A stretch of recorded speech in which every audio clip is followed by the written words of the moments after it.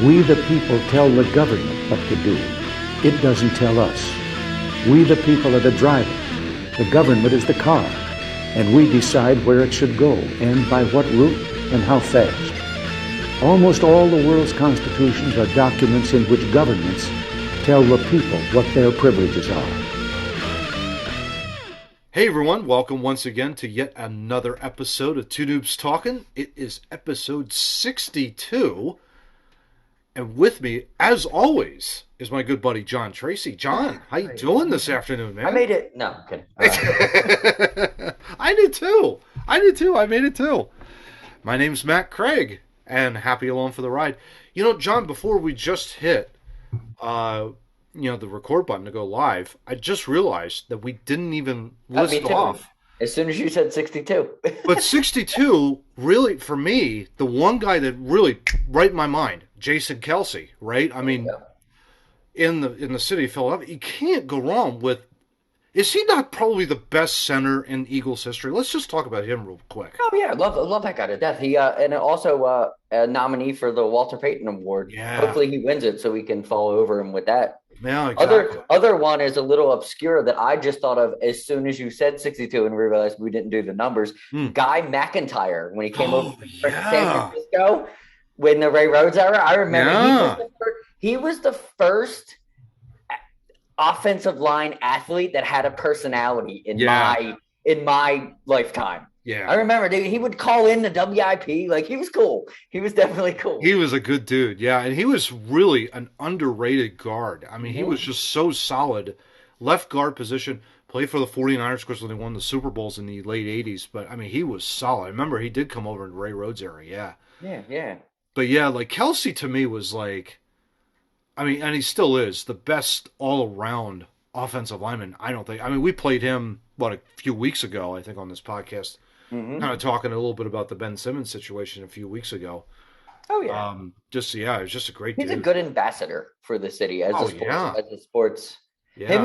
Him and Joe are probably the two most honest and forthright. And I think you see why so many people like the Sixers and so many people like the Eagles. Yeah, because they get told the truth from those guys. Yeah, no doubt. And I think what makes Kelce is so real too. He's very authentic. He doesn't pull any punches. You know, he's accountable. He's right. He knows, like, when he does something wrong, he's first to admit to it. But he's such a great leader too. My favorite part of last week. I don't know who watched the game, but he went out for a couple series. But his head was still in when that rookie was in, and he was critiquing and applauding and getting on the referees when he was out. He was out for those couples. When he's playing, he's invested when he's not playing. Yeah, you can just tell his intensity is just infectious. It's infectious, exactly. There is one flyer we can't go without saying something for Steve. Of course, flyers and everything like that. But miss you, Steve. Yeah, exactly. Nicholas Aubé-Kubel. So I'm hoping I'm pronouncing that right. It sounds about right. I don't know, but yeah, he's a current flyer. Wears 62 now, so we throw him in there. Why not? I think he's a few years into the league, so there you go. But John, 62? That's weird. Yeah, I know. It's like, here you go, kid. Right? I mean, here's the number. Is that like I wore 26 in juniors, but they won't give it to me? Is that what that like? Yeah, or someone had that number. It's okay. I'll just reverse it. Yeah. What's is that old Rick Tocchet thing where he 22? I'll just take 92. Yeah, exactly. It was like, for me, it's like I wore 37. I borrowed it from Desjardins. It's like, I wondered if I would have flipped it and gone, if I would have worn 73 instead. I don't know. I don't know if that really would have worked. I actually did. My big move, Matt knows this, and Steve also knows this, is 11 was my big thing because of Mike Modano and Al McGinnis. This was younger years. Because 9 plus 2 is 11, and then that went all over the place because sometimes it was a different variation in a different team.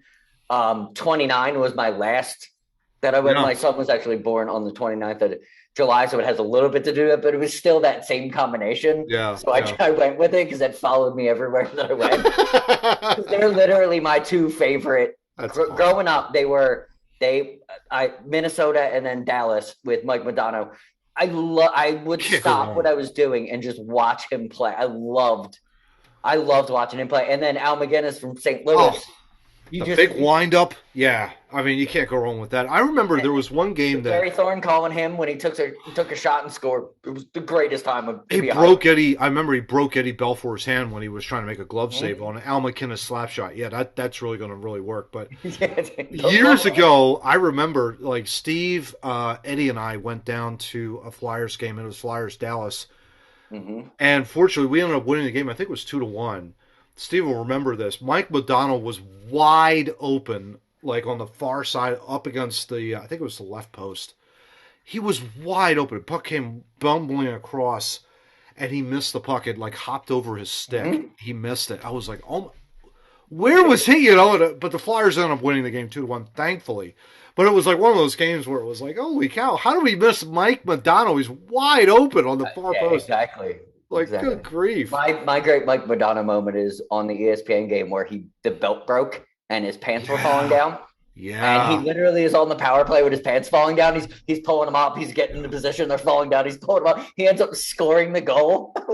I mean, you can't go wrong with that. My God, that's just awesome, man. Good hockey moment. That's just great hockey moment, yeah. So, John, let's dive right in as we always do.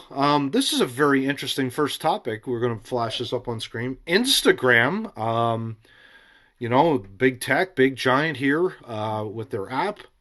They're basically, I think the pressure's getting to them, Johnny. I don't know about you. Telling users to take breaks between the apps because they're finding that teenagers, when using Instagram, are starting to suffer from mental health. It's a mental health issue. Absolutely. It's a mental health issue. Thoughts on this, real quick? Let's not. They're not, but we can't give them the credit. They're doing this ahead of the fact that they have to go in front of the government and explain some things, because this is the same thing that Darcy went through, and Zuckerberg has to go through again. He's not in control of Instagram. They're under his umbrella. Kind of like an offshoot of Meta. Yeah. They have to. They have to. Whether it's going to be Zuckerberg, I don't know, but someone has to speak to the congressional committee, because it's a serious issue, and they are taking steps before they're doing it. So you got to give them some credit. But yeah, it's a mental health thing. It's a take a break thing, and it needs to happen. These apps, if we're going to continue in this digital age, the companies and the people both have to meet each other halfway. Oh, I mean, if you want to be on your phone constantly, just watch Two Noobs. We've got plenty episodes. You can watch us all the way through. It's fine. If you want to spend that much time on your phone, do that. Do that. Yeah. But if you don't want to do it and it's becoming a problem, then A, personal responsibility, but B, the company has to. Like, a bartender has to cut you off if you appear to be intoxicated. And guess what? If you appear to be intoxicated on Facebook, they should probably let you know how long you've been on. Yeah, exactly. I think there's a huge pressure too, when you stop to think about it. Huge pressure for everything to be so perfect on Facebook, on Instagram, on whatever the case may be. I think that's a contributing factor. The fact that you always have to, it's your best photo at every single time. Remember, there's like a friend of mine that I'm currently following. She takes breaks. Like, she will intentionally take about a month off. Me too. And kind of just walk away and just like, you know what? Okay, I just want to do something else for a while, and then I'll be back. And that's really, really healthy. It is. At the end of the day. It is really healthy because you miss your friends, you miss catching up, and I personally do not post a picture of myself on any of my social media because who the hell needs to see me that often? I find that to be it's a good thing for your self-esteem, but it's also very bad for your self-esteem if that's all if you're in it for the likes. Because it's gonna hurt your self-esteem just as much as it's gonna build your self-esteem. Exactly. But that's also on the apps and it's personal responsibility. I'm not telling anybody what to do. I just think that the apps should probably step up and do some things because they weren't doing anything before. No, I mean, they were happy. It took Apple to last year to put the screen service in. How long has Apple been around? Easily over 30 some odd years. Yeah, and they've been.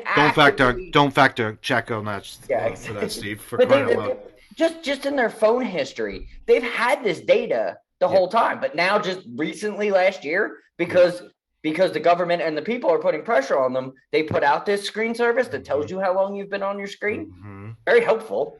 Well, it's funny you mentioned that too, John. I don't know if you've seen this on your own phone. You and I are both Mac and Apple users. Mm-hmm. There's now an idea or a feature in these new phones now where you're able to what they call put it in focus mode. So essentially what it does is when you turn it on, all of your notifications disappear. They basically are collected within a certain time frame. Mm-hmm. And then once that time frame is over, then the notifications appear later.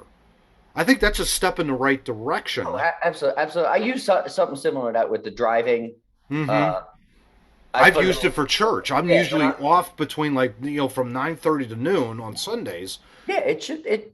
Nobody talks to me or anything of that sort. It's not that I don't want to hear from anybody, but it's because I'm in a particular place at time. I also, when I'm watching the Eagles games, I will hit my do not disturb button on my phone. Yep. Because I'll jump around on my phone and look up funny stats, but I don't want to answer text messages or phone calls because I'm watching something.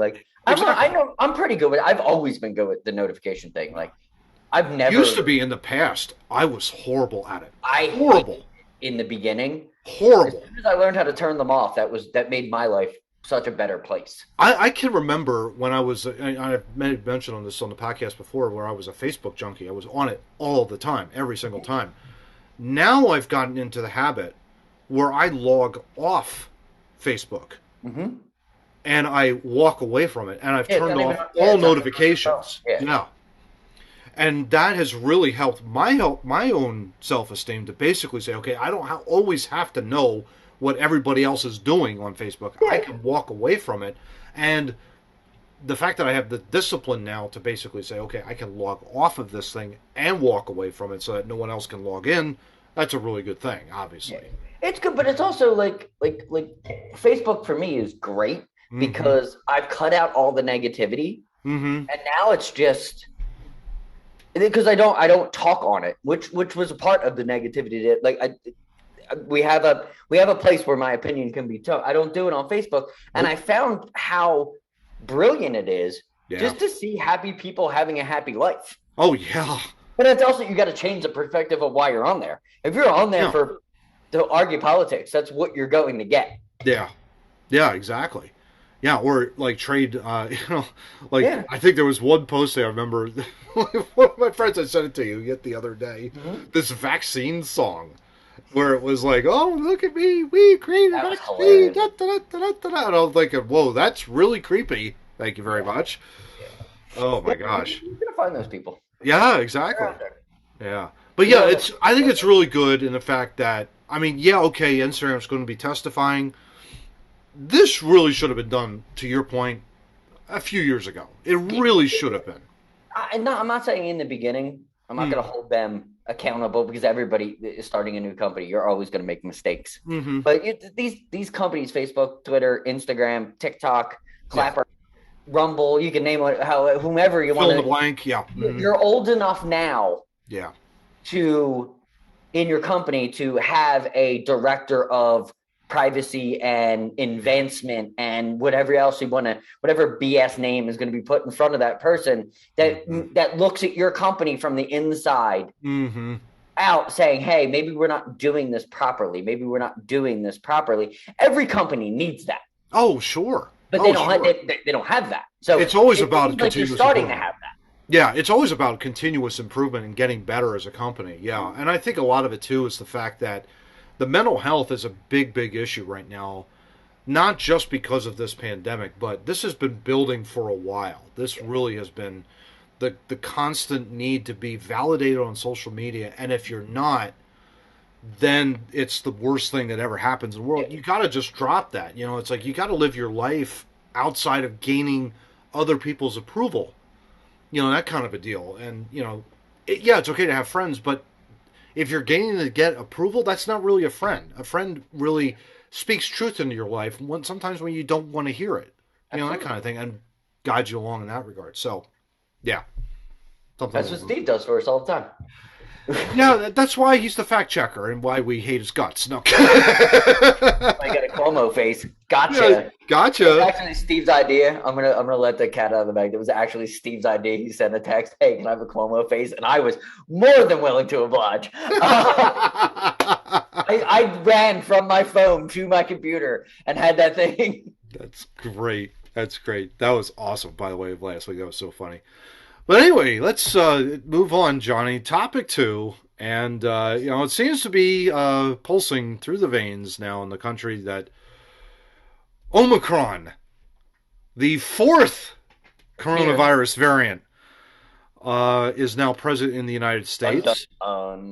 Dun dun dun. That's what CNN and Fox want to do. They need the lead story. Omicron is the biggest story because it has to be, because we need to scare you. We need to scare you. Yeah, and it is here. And you know what? It could be scary, but CNBC article, CNBC article, the South Africa doctor who was credited of finding it, mild so far. Some of these symptoms, some of them extremely mild, scratchy throat. Runny nose.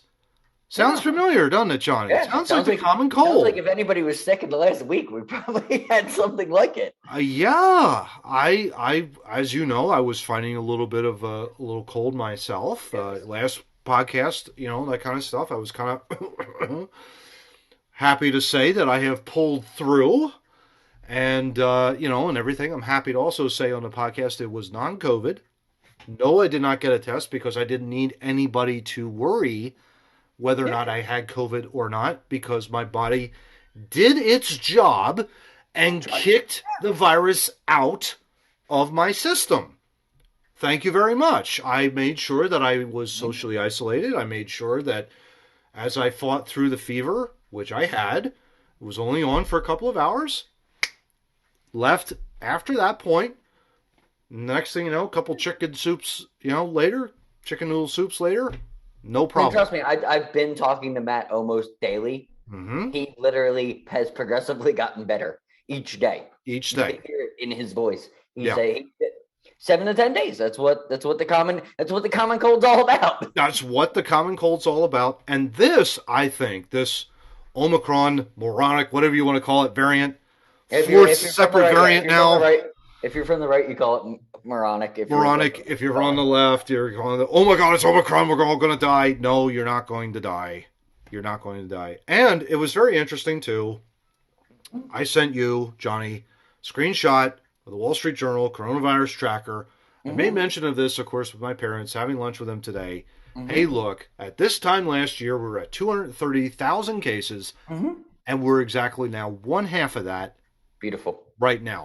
So, combination of monoclonal antibodies, combination of vaccine shots, yes, combination therapeutic drugs, all the things that we're throwing the kitchen sink at, which we should be celebrating. Exactly. Here we are. We got a fourth variant. And so let's talk about this, Johnny, because we had Fauci on.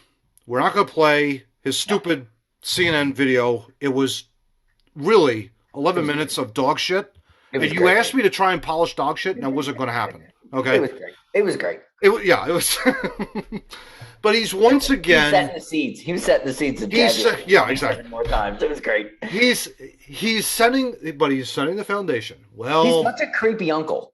It's only a matter of if, not when, or it's a matter of when, not if, we're going to get a third shot of this stupid vaccine. And then he talked about the thing that we didn't like about the whole thing is he of course, okay, so there's going to be a booster shot. We get it. But he's quoting the Pfizer CEO as in, listen to this guy. This guy's a doctor. He'll tell you what to do. He's the CEO of a big pharma company.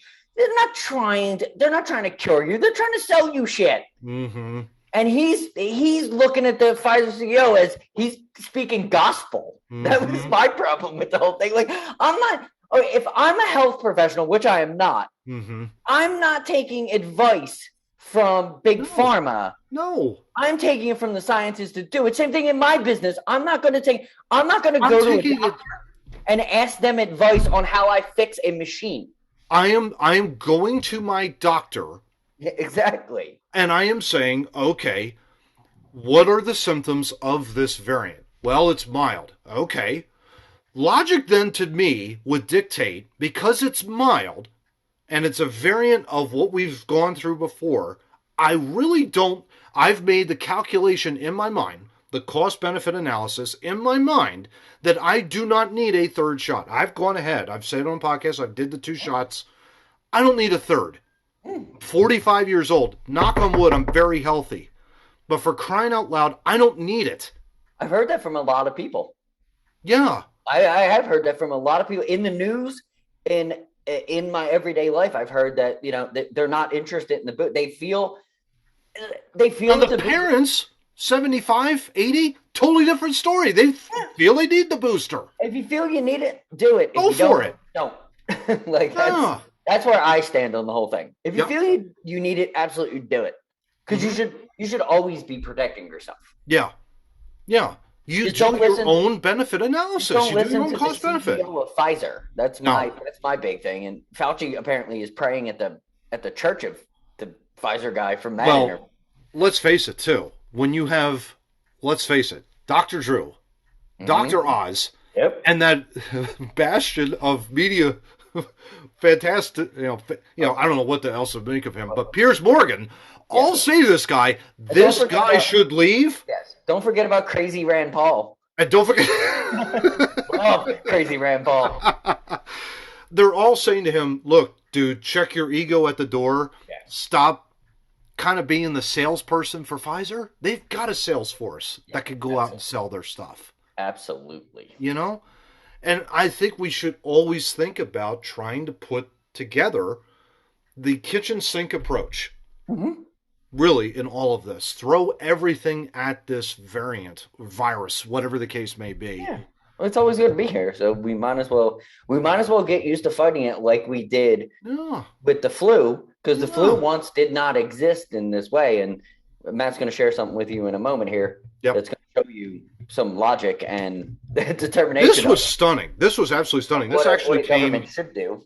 Yeah, let's go ahead and share that, Johnny. This was an amazing thing here. That we found. It was actually from Not to Be, which originally came from Zuby, which we've mentioned him on the podcast before through his Twitter feed. Smart man. Just a smart man. This is a document from the Department of the Navy, the Bureau of Science, and I think it's I can't read that seal in there. Medicine and Surgery. Sorry. Yes, you are correct. So it's from. It's authenticated by the coffee stain.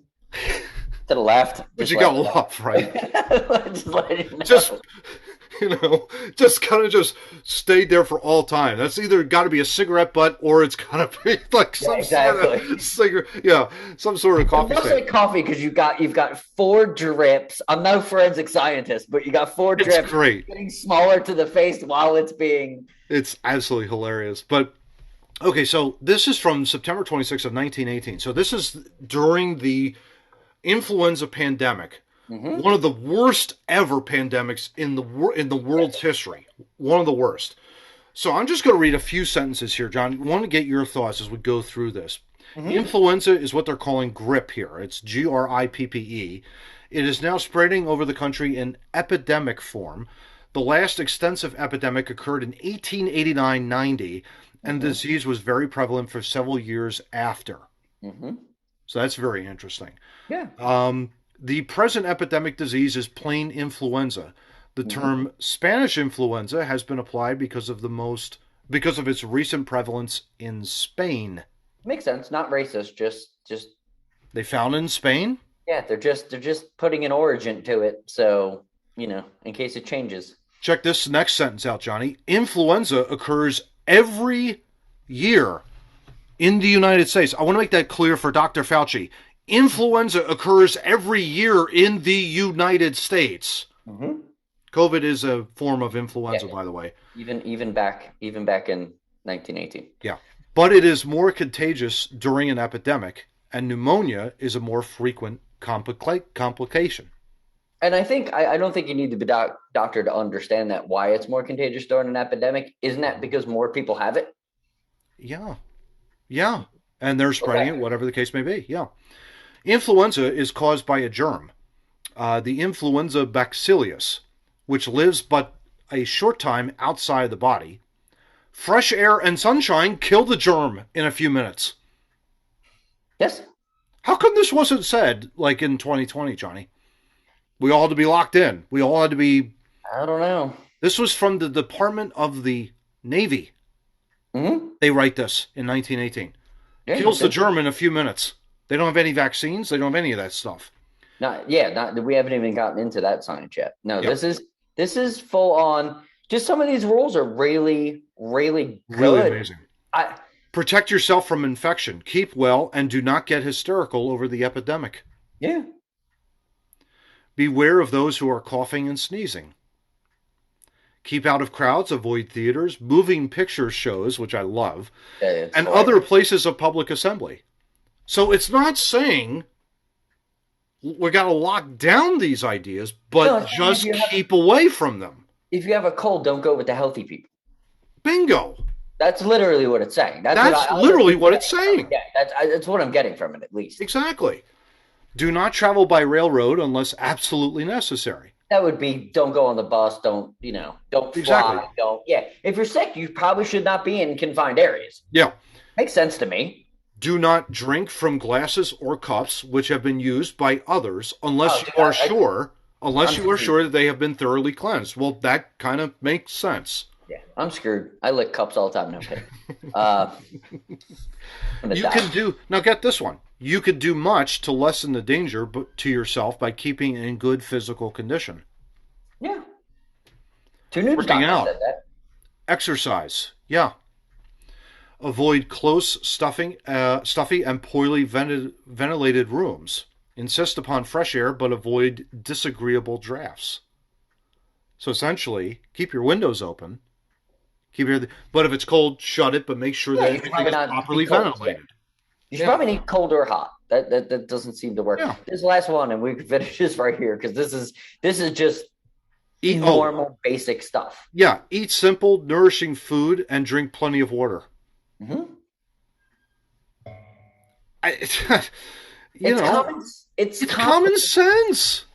And I love that you found this document because it literally is. It's common sense. Yeah. We should take a common sense approach to this. If you're sick, don't get anybody else sick. Yeah. If you don't want, you know what I mean? If you don't want to get sick, go. You stay home. What's amazing to me is when you look back at that pandemic in that year, 1918-19, that was an awful, and to be honest, it died off. If they would have used some of the measures, I'm not saying like the lockdowns or anything. I'm just saying like the social distancing. I had no issue with because I've been social distancing since I was born. Mm-hmm. I don't want to be standing up on someone in line. If I see a long line, I'll peruse the store for a little bit until the line dies down. Or I'll get out of the building and whatever. Yeah. Because I'm antisocial. I don't want to be standing up against somebody. You know what I mean? Like unless you live in my house, I'm not going to be that close to you. Oh, sure. This is the way I am. Yeah. But if that was always a thing, I think we would have less colds. We'd have less germ spread like that. And if they had that then, they probably would have had less. And I think we would have had less deaths with COVID if they would have had this approach to COVID. I really do. And you spin that forward a little bit, too. Think about that. That was written September of 1918. Mm-hmm. Later on in that year, Philadelphia held a Veterans Day parade out there in 1918. And what happened? You had a large amount of people were there, and they had a humongous spike. They did not take the necessary precautions. But that's what I'm saying. Like the precautions, the only precaution that I've always said was wrong was the locking the people in their houses. I felt the closing that was ridiculous. People in the houses caused more harm than good. Very much so. If you would have did the social distancing, brought people to the office, changed the cubicles around, everybody spent a little money to make it better for everybody, we would have been better off. I've said that from the absolute beginning. The lockdowns were the stupidest thing. Yeah. Because we got deaths in different ways. Oh, yes. There were so many different COVID, but you killed people at the same time. COVID That was a very bad handle. And some lunatic governors also put COVID positive patients in nursing homes. Yep. Fortunately, they're out of office right now, Yes. Well, awaiting trial. But yeah, that was something that you just also do not do. I want to make that very clear. Yeah. That still pisses me off to this day. To this day, yeah, absolutely. If those five governors, actually, I think it was six. Because I think what's his name from Oregon, Brown, whatever the hell her name. Yeah. Mm-hmm. Yeah, God, wearing that stupid mask that she wears. Yeah, I don't like her either. But she at least knew how messed up she was because she stayed out of the spotlight as best she could, national spotlight. Now, there are been some positive developments. Let's make this mention too. A ton of positive. Because you're thinking about this, okay, well, in Pennsylvania up here, we had a recent, Supreme Court ruling, state Supreme Court ruling, basically saying that the mask mandates in schools, we're going to punt that into the Atlantic Ocean. We need to. It's up to the schools to make this call. It's not up to the health department. But it's also up to the parents in the schools because that's where we need to get it out of the government's hands. We need to put it into the parents' hands. And if the school board, the school board is, most school boards are decent human beings that are doing right by the kids. You got to let the parents and the school board hash it out. You really do. You can't. You really do. It's a government level thing. Yep. You really can't. Yeah. They can't. I do have two children in school that are not in online school, but physical school. Both do have mask mandates. One in Texas, one in Philadelphia. One is not as strict as the other. So I mean, but in both places now, the government's not in charge. Now it's up to the individuals. Yeah. I'm pretty sure if we could round up a bunch of parents, which, trust me, in the area I live, we probably can't round up a bunch of parents and get rid of the mandate in the school. Yeah, I don't think it's going to happen. But everybody needs that right. We have to keep moving forward. They can't stop us from moving forward. And this is a move forward. This is the Supreme Court saying, okay, the government can't say that. Yeah. And I think you're seeing that. Yeah. I think you're starting to see that more and more. You're seeing, I think I made a point on like a YouTube podcast, another YouTube podcast that was on, Christian one, where, the discussion was, okay, well, what if I were to take my business, can I take my business elsewhere if I'm being told, you must wear essentially like you must wear a mask in order to enter our store, that kind of deal. And the idea is, yes, you can, but you're starting to see less and less. You are mandated to wear this mask. Now the language has softened a bit and has said it is strongly recommended that you wear a mask. Thank you very much. I choose not to do that. For me. Now, does that mean that because I had a cold, oh my God, the mask would have stopped that? No. The mask would have still not helped. We also weren't running out to the store to go shopping for 7 hours. Yeah. Perusing around. Yeah. I could have gotten that anywhere. That's the point. The point is that cold came on, and again, like I said at the top of the segment, my T cells kicked in and kicked it out. Yeah. It's what an immune system does. And that's what we kind of need to get back into trusting again. And that's, I think, what we're going to do. You're saying these rulings and everything. Everybody's fighting a good fight. We'll get back to it. We'll get back to it. I have all the faith in the world that we're going to get back to semi-normal. Yeah. We really are. Because all the sensible people are talking now. Yeah. I love how you said semi-normal, though. Whatever. You're always going to... I firmly believe this. Yeah. I firmly believe in any tragic event, any epidemic, pandemic, whatever. September 11th, any wars, you know what I mean? Pearl Harbor, you know what I mean? Yep. You lose people from fear, anxiety, and thinking.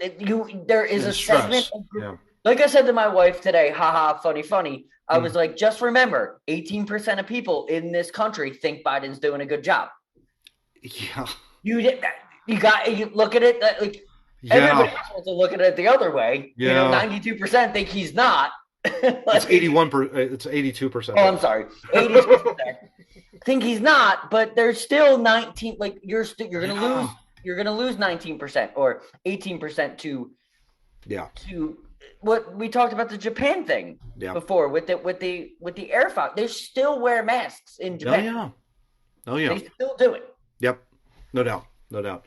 So yeah, that's our thoughts there. I'm so glad you're right. I'm so glad I found that 1918 document because that's unbelievable. But let's move on, John, to our third topic here, and this one, this scumbag. Wow. More empathy needed. Thank you very much. Better.com CEO thought it would be a good idea, John, because his company is in the crap hole. He thought he would throw a Zoom call together, grab about 900 employees and said, you know what? Sorry to say, you're all fired. Yeah. If you're on the Zoom call, I think it was the quote, if you're on the Zoom call, you've been let go. Yeah, been let go, effective immediately. Effective immediately. Yeah. Now he says, to his credit, it took him like a day. To his credit, he has apologized for the faux pas, I guess you could say. Tell the people that he just fired that, and I'm sure they'd be really appreciative of that. But John, can we just talk about this, because this is just unbelievable. This is just like, what is the problem here? Why would you even think to do something like that? I thank God that I couldn't see the company that I work for be this callous. It's very disturbing when you sent this over. Like, I didn't think much of it when I was like, oh, they're just letting people go. Mm-hmm. And then I read, like, he literally had his people. Yeah. Because he has people. He's the CEO. He has people that answer him. Instead of saying, hey, Matt, hey, John, hey, Jimmy, hey, Frank, hey, Sally, come over here. I need to get rid of 900 employees. What I want you to do for the next 2 days is lay these people off as gently and as nice as possible. Yeah. Can you do that for me? Absolutely, sir. No problem. No problem. And then they hit to the phones or they go to the office, however it's I don't know. But they would execute that out. Yeah. Mm-hmm. They would execute that out and it would be fine. It would be fine. Everybody's lost a job. It happens. It's not the greatest feeling in the world, but what you don't do is this in the human race is you don't put a Zoom call together and be like, hey, guess what? You won a prize. No job. Yeah. Thanks for getting to your computer. That's nice. Thank you very much. Like that just it puts a bad taste in I think everybody's mouth. If you're hearing this story, like, you should probably feel that dude's an idiot. Oh, 100%. Why would you do that? Yeah. He's a CEO. I'll give you a story that happened to me. This was back when I was working for Iron Mountain. So this is probably around 2008 and 9. So this is like the housing market's kind of bubbling over, and it's about ready to burst, basically. We're doing very, very well, in terms of growth and all that kind of stuff. Well, 2009 hits and the bubble bursts and whatnot, and we have a all hands meeting at this very nice country club in Collegeville. So it's we had an office up in Royersford, we had an office up in Collegeville at the time. So we all got there. All came together. Everybody's talking, talk about the business, and okay, we're struggling a little bit, but we're going to rebound. Blah, blah, blah. Then one of our VPs gets up, and this jackass, right, in the midst of a room of about 500 people, Johnny said, "You know what? Yeah, we're having a really difficult time, but Iron Mountain has been behind the times." Direct quote. It's been behind the times in terms of laying people off, and you could have heard a pin drop in that building. I was looking around going like to my friend Steve, and we were like, did I just hear what he just said?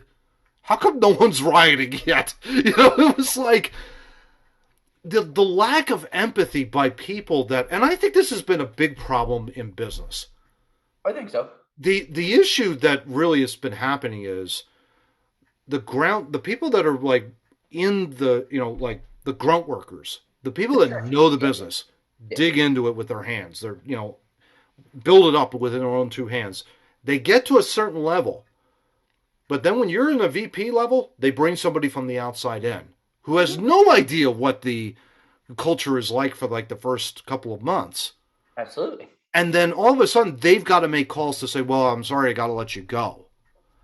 That's the giant disconnect. I don't know if that happened at Better.com. I'm not saying it did, but it makes me wonder what happened there. Yeah, no, absolutely. It does make me wonder. I just, the thing that is frustrating for me is how it happened. Yeah. You just don't do that. Yeah. That's file this in the don't do this category. Yeah, you know what I mean? Like I understand you have 1 billion employees. I get it. Yeah. But every human being is at least worth that 5 minutes that you're going to give them. Not that it was a trap. Let's quote the general from Star Wars. It's a trap. It's a trap. That's exactly what that was. He set a trap. He knew he was going to fire him probably for days. Probably. He probably had his cronies that could have been his cronies for good, but his cronies for bad, rounded up the 900 people. You know how much effort it took to round up those 900 people? When you could have just, instead of rounding them up, you could have That was on a Monday. Individually let them go. Yeah, that was on a Monday, too. That's what I'm saying. Monday this week. Yeah. They probably worked all weekend just to round these people up. Yeah. Now, unless you know, that was the thing. Like, if you're one of those 900 prior to this, and it's like, oh, yeah, we really are struggling, you owe it to yourself to try and think about, you know what, okay, I need to kind of get out in front of this and get the hell out of here. You know, do them a favor. You know, I understand, but they could have just handled it better. Oh, 100%. Yeah, exactly. The lack of empathy is what we're calling out here, and that is not something you do. It's just, don't do this category. Yeah, don't use Zoom for that. Yeah, exactly. But here's something you do. Topic 4 here, Johnny. This one really, this is a great story because this is starting to pop up. All over the place. All over the place. A high school in Louisiana recently had all kinds of fighting, and with the student population in there, they had 23 arrests at one point during the school year. So a group of dads, this will warm your heart, Johnny. Group of dads decided it was time to step in. They formed a volunteer group, the first of its kind, called Dads on Duty.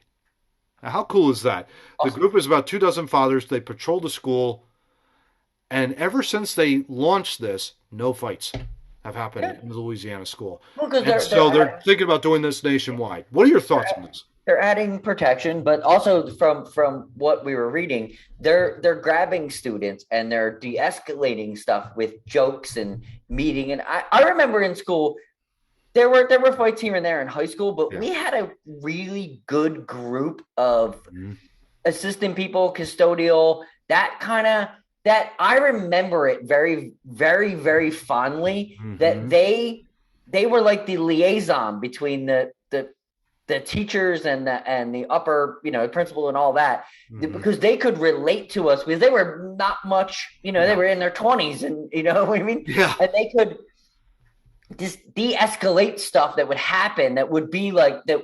If you don't have any of that happen, fights are going to break out all the time, especially with kids. Oh yeah. But I like what they're doing. They're telling jokes and I'm sure they know who the likely to throw the first punch is and who the likely to say the thing is. I'm sure, they're using their parental ideas and they're making their that impact their presence known and it's showing a great outcome. It's huge. Yeah, it's huge. I think to your point, with your high school, I had a similar situation in my high school. Really for me, I should say, the big thing for me was the principal was out roaming around the school, and everybody liked him. Like, he got along with everybody. It didn't matter who you were, if you were a teacher, janitor, custodian, whatever, or even if you were a freshman in high school, he was your buddy, he was your friend. Nice. Like, you could go to him and talk to him about almost virtually anything. He was a good ambassador, and that's what but instead of making... But this reminds me of that. It's like these dads coming around here, you've got multiple different ambassadors kind of walking around the school halls. It can only lead to good things. I mean, that's just tremendous. I would love to see. This is something I would love to see the government do. Yeah. Well, these are the things I would like to see the government do in giving funding so this could happen all over the place. I mean, this is you can see it starting bubbling here. This, it's starting in Louisiana. It's going up into central New York. Reading here from CMY Central, it caught the eye of parents and staff at Syracuse City Schools who were eager to implement a similar program into their districts. Awesome. they, Henniker High School, would like to have the parents there during the day so that they can interact with the kids, so that they could be visible in the hallways, so they could go into the classrooms, talk to the kids, share their experiences with them, things like that. I can't think of a better thing to do with my day off, even though I don't have a day off during the week. But some parents do, and they're probably the ones that volunteering. I know my dad was a postal worker all my life.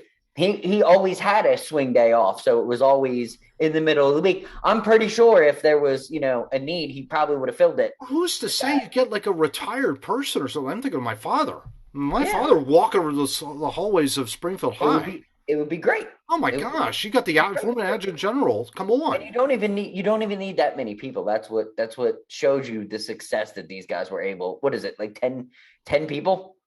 Yeah. 10 people making that much of a difference. They went from 23 arrests to none. There's no fights.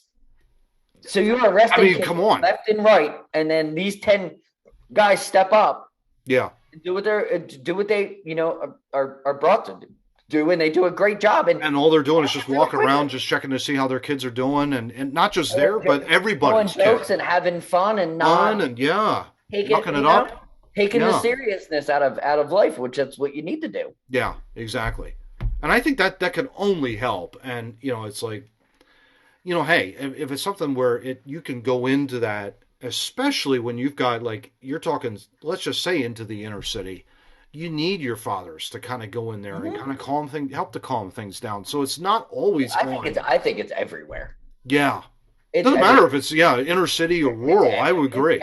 If they could implement that everywhere, I think school would be a better place for everybody. Because A, parents would know what's going on in the schools, and B, teachers wouldn't feel like they were raising people's kids because of everybody's busy and time. It would just make it just a better. It just seems like a good idea. Obviously, how do you make it work nationally? You don't know, but have a couple district by district. Yeah. Have a couple good ideas and do something like this. And you know what? It could spark a statewide thing, which. Hey, if it started in Louisiana and something like that is already thinking about happening in Syracuse, New York. I'm not a smart man to understand how we would do it, but it sounds like a good idea and it probably should happen. Yeah, exactly. Yeah. I think that would definitely work for sure. Across the country. Good on them. Only lead to good things. So, yeah. Speaking of only good things, Johnny. Yeah. Let's hit our happy segment here, and this is really cool because it's obviously Pearl Harbor, post Pearl Harbor, obviously when we're recording this, a few days after. But we can't go without loving on our World War II generation. So this is really cool because this video here is from the Today Show. You've got survivors going to Hawaii for the 80th anniversary of the Pearl Harbor attack, and really, really amazing. Thinking about that, they're probably into their 90s easily. I was pretty young then. I was 19. I'm 99. I was 21 then. I'm 101 now. I was 20 years old, and today I'm 100 years old. I was 22 on that day, and this May I'll be 104. I was 21 when the war broke out, and I'm 101 years old, working on 102. You think I'll make it? There was a time these men feared they'd never laugh again. 80 years ago, their world and ours changed forever. Japan launched a surprise attack on the United States at Pearl Harbor. The Arizona smashed, sunk, and burning on the first day of that treacherous attack which took the Americans completely by surprise. The attack pulled the United States into World War II. December 7th, 1941, a date which will live in infamy. 2,403 Americans died that day. Now, 80 years later, the few survivors who are still alive have come back to Pearl Harbor, to the USS Arizona Memorial that straddles the submerged battleship. What do you feel as you stand here right now, knowing that the Arizona was there? I could still see the ship sitting there at 45 degrees covered in smoke. You see that as you stand here? Oh, yeah. Looked like the same thing. how come I survived? And why did they die? And you don't have an answer to that, do you? Well, I don't think anybody does. That anyone survived It turns a boy into a man. is remarkable. It was instant confusion. Had Scrabble confusion. Oil from the Arizona covered the water's surface. To swim to safety was to swim under a burning inferno. And I didn't want to get in that water because I didn't want to get burnt. David Russell, on a sinking ship, found a rope connected to another ship. Hand over hand, he crossed above the flames. 1,177 sailors on the Arizona died, more than 900 entombed in what is now a sacred watery grave. Every 30 seconds, a droplet of oil still escapes the sunken battleship. Veterans say the Arizona is bleeding. Have you forgiven Japan? I don't know whether they call it forgiveness or not, but I don't have any hard feelings of it now. Others tell me they will never forgive. Did you hate Japan? I did. And now? I haven't lost much of that feeling. After the attack, all Japanese were considered suspicious. Even witness Ralph Matsumoto, who is Japanese American. Initially detained, he later joined the U.S. military to fight for his country, the United States. You don't feel courageous? No, I don't. I'm just an average man. What is it like for you to sit next to Ralph? He's all American. In the military, we're all brothers and sisters. Salute. A salute to those who died that day. 80 years later, Pearl Harbor's last survivors, with one wish, that we never forget. The veterans that you just met there who made their way here thanks to the volunteer efforts of the Best Defense Foundation, who really do honor our greatest generation by helping them get here for what likely at this age may be their last trip to Pearl Harbor. That's an amazing story, Johnny. Good telling that. Yeah, I mean, it's just I can remember we had a family friend who fought at Pearl Harbor and survived it, and he told us the stories of what was going on. It's like, holy cow! Wow. I couldn't imagine. Just another day until that. Yeah, that was one of those. Like you said, like we were just saying with anything, like that one guy he's still not happy. No. Because it was. How can you not? It's like you see this happen in front of you. It's kind of like you can never forget it. But yeah, it's like to forgive it. That's hard. That's really, really hard. Yeah. I'm glad that he got to go back though. That was really good. There was I've read a bunch of articles about different foundations taking care of veterans. Memorialize them and everything. It's great. It's just great that it's good stuff. We can look back on such a tragic event and make something good out of it. Yeah, exactly. Yeah, just a wonderful, wonderful piece there. So, yeah, John, that wraps up episode 62 of Two Noobs Talking. And we're cranking them out now, man. It's awesome. It's funny. It's like before we get out of here, we were looking back at some of the old episodes. Oh, yeah. And it's like, holy cow. Looking around now, it's like, we've got these overlays, we've got this animation crap, and it's like, whoa. Hopefully you like what we're doing now, guys. Yeah, exactly. We didn't like what we were doing before. The homegrown podcast keeps I think Matt said it best when we were looking at them and we were looking back. He was like, you could see it. You could see us trying. You totally could see us trying. But no doubt. Our results, hopefully this episode, for our YouTube viewers, this one surpasses there you go all the rest, because I think we did a really good job with this one. So there you go. So let's hit them up on our socials, bud. Where can people find us? No, we got Facebook, and we're on Twitter. We're Instagram and TikTok. Look at that. All which we haven't done anything with, but we do normally when we're trying. We post short videos to bring you to. That's our main YouTube channel, of course. That will slide in like bam here on the left to right. That's our Two Noobs Talking podcast. Hit that like button. Hit that subscribe button. Hit that share button. Get that word out. Come on, peeps. Let's do it. And we need more subscribers. Yeah, exactly. Absolutely. Thanks to all the viewers. Love the views. Love the views. But yeah, we're definitely going to continue to get better there for sure. But on the audio side, Johnny, Podbean's our host. And it puts us on Apple, iHeartRadio. There you go. We're Googleable, like Steve likes to say. Google Podcasts. We're actually Googleable. I literally put our name in Google the other day and it comes up. It's pretty cool. I've never been Googleable. Cool. But yeah, we are not gonna lie, that's pretty cool. any of your audio podcast likings, we will be on there. Even Anchor and Spotify, and they suck. So, can I get rid of it? Yeah, please. Okay, there we go. All right.